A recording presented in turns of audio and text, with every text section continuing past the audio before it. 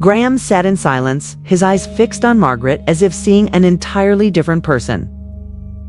She was no longer the gentle, quiet wife he had known for decades. The woman before him now carried a secret, and it seemed she had carried it for nearly 30 years. Margaret met his gaze, her eyes misty but unwavering. "You deserve to know the truth, Graham. I can't keep running anymore." And then she began to tell the story, the one she had buried along with the cement box nearly 3 decades ago. Back then, she wasn't Margaret, she was Annabelle Morris, an elementary school teacher living in the suburbs of Chicago. She met Victor Hale when she was very young, a charming, intelligent man who worked in real estate. At first, Victor was everything Annabelle had ever dreamed of: romantic, wealthy, and skilled at making her feel special. But after the wedding, everything changed. Victor controlled every aspect of her life, from the way she dressed to her friends, even her job.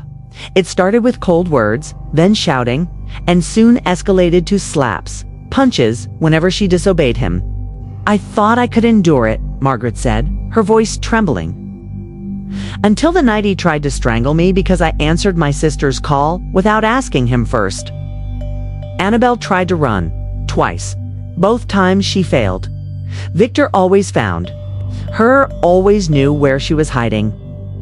"It was like he had cameras all over the world," she whispered.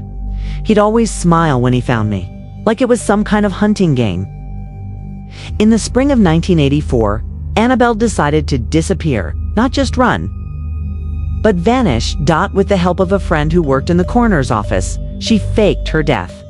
She took on a new identity, Margaret Ellison, backed by forged documents tied to an unreported clinical death incident. She moved to a small town, cut off all contact with her family so no one would be at risk. And there she met Graham. "You were the first man to see me as a person, not a possession," Margaret whispered, placing her hand over his. "But I couldn't bring myself to tell you the truth. I was afraid you'd leave. Afraid that if Victor was still alive, he'd come for me."